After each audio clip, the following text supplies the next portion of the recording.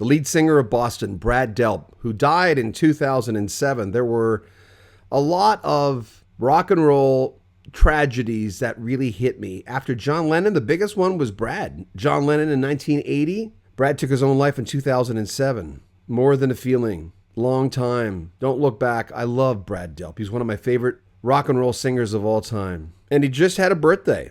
We talk about Brad Delp with members of Boston and Kansas on Rock History Music.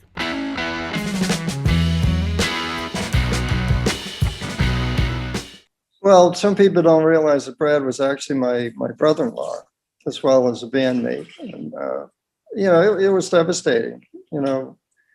I think anybody who's had somebody close that's died by suicide, there's a certain amount of guilt involved because you weren't able to see that there was really a problem there and you weren't able to, intercede and do something about it. And a good friend of mine had dinner with Brad.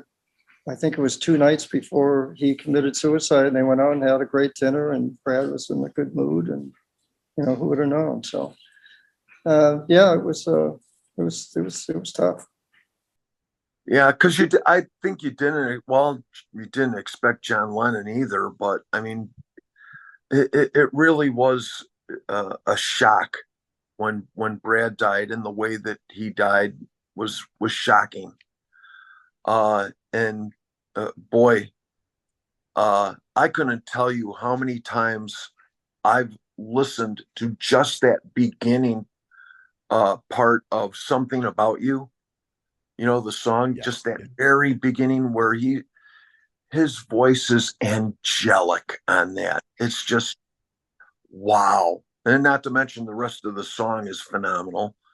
But boy, what a sad thing. That was when they opened up the Cabo Wabo Club in 1990. I'd just been going through my first divorce, and Ed called me. He goes, "You're coming with me to Cabo," because I was really down and out. I was really depressed and bummed out. And he goes, "Come on, you're coming. We're gonna open the club, and you'll come up and jam with us." I'm like, "Okay, man, I'll come down and hang." And me and Ed stayed in this beautiful apartment right on the tip of the ocean, man. And we had some great bro time together, you know what I mean? And I was able to be a part of that and jump up and jam with them. Brad Delp, what a lovely guy. Yeah. He came up to me and he just gave you a little hug there in the beginning, Oh, but I have such respect for him. I'm a Boston fan. I think Tom Scholl's brilliant. What they did, that's a very unique sound. And Brad, his voice and those tunes, they're timeless.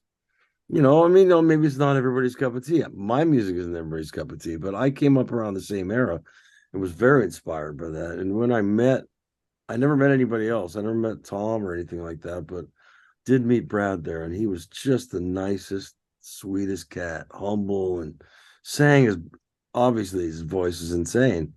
But he plays guitar too, and they were just up there jamming on jam tunes, and it was like we had a ball. He was great. God bless him. Another painful loss for us all. Brad worked with you a hell of a lot. That says something. Didn't he record more with you than he actually did with Boston? He recorded way more. Yeah. Actually, we, he was on the solo record I did. He did some writing on the Ryan the Hunter album.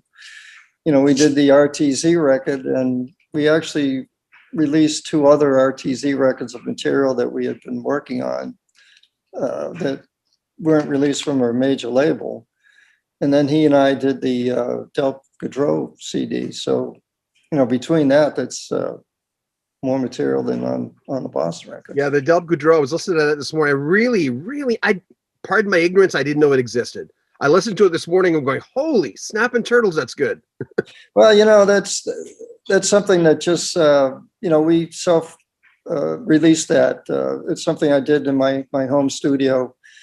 I was just working on some song ideas and asked Brad to come down and sing over them. And we had 1, 2, 3, 4 songs, and then it gets to the point where it was a whole album's worth of material. And I said, well, what do you say we just put it out on our own? So we did. And there's some good songs there. And the lead song on the CD is called What You Leave Behind. And if you listen back to that song, it's kind of kind of haunting because it's almost like Brad was trying to tell us something. Of course, that's looking at it with 20/20 hindsight, I suppose. Of course. I was getting ready. I had a tune I wanted to do called Stonecutter, and I was going to call Brad to have him work on it. He had worked on a song of mine years ago, back in when I had my house in Watertown, a song called Sultan's Queen. I can't find it now. I think I've lost it. And amazing, and his voice. So, and Barry did the solo. Barry did the leads, not for me. And then it was like I was ready to do some stuff, and I was going to contact him, and then he did it. And I, for a while, I blamed myself, saying, Jesus, if I only called him up, maybe I would have broken his mood, and he was, let's work, and got excited about something.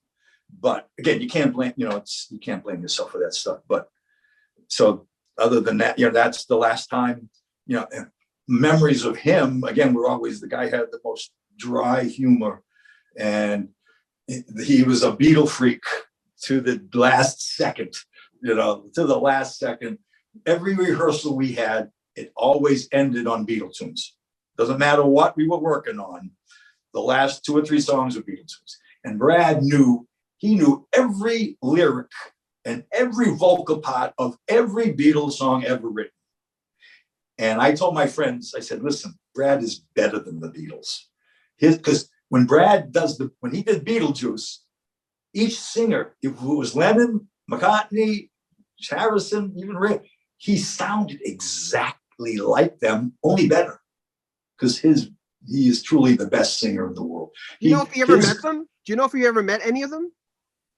I know he something years later, I think he went to like a McCartney show or something. I don't know if he got to meet him, but I think he may have gotten a gift from someone. Someone may have sent him a Christmas, something like that.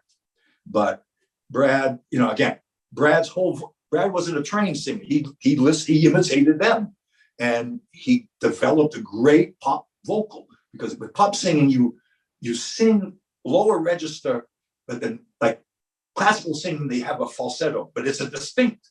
They're going, and they hit the falsetto, they go into this falsetto. Pop style, you mask it. You sing lightly in the lower register, and as you get up into the higher register, you're kicking harder, and you get higher range, and you don't really hear the cross. You make the falsetto sound, you're making the full voice sound a little like falsetto, a little like not, so it kind of blends it. So Brad developed that ability by just, because that's what they did. And they were so good. And then he's better, because again, he just had a better natural talent. His quality of his voice, I said this up a number of people. Steve Perry is closest, I think, to Brad, whereas their quality of their voice was more important than anything. Whereas someone like Freddie Mercury or Steven Tyler, the quality wasn't there. They were showmen. And so part of it, their showmanship, and then they had height, but they didn't have good quality throughout their range. So no one really comes close other than those 2 guys, as far as I'm concerned.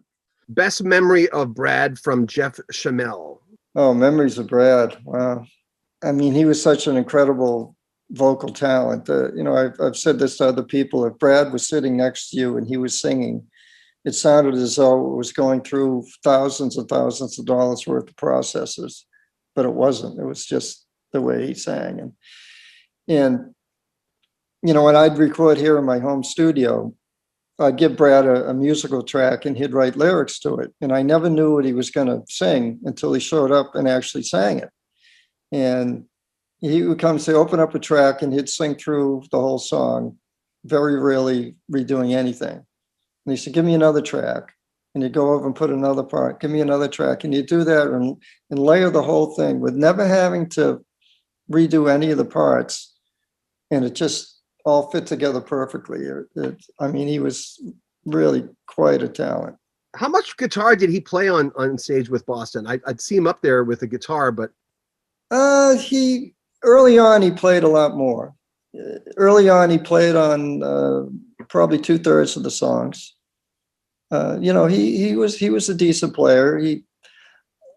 I think he would have preferred not to have to play guitar, which eventually, when Tom added more members to the band, I think he played less and less guitar. I don't think he was playing much at all by the end. Remember, if you want to help out the channel, you can join our Patreon. You'll get early access to all our videos. You can make a donation via PayPal or buy some swag. We have great t-shirts and caps and T-tops and coats. The links are all in the description of this video. Make sure you comment on our videos, subscribe to our channel, share our videos, like them. I'm John Bowden. This is Rock History Music. Take care of yourself.